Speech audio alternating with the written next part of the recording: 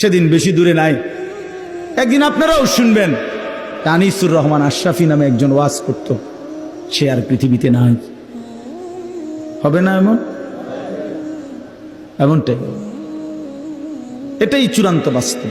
অতএব আমরা প্রত্যেকে ইনশাআল্লাহ আখিরাতের প্রস্তুতি নিই।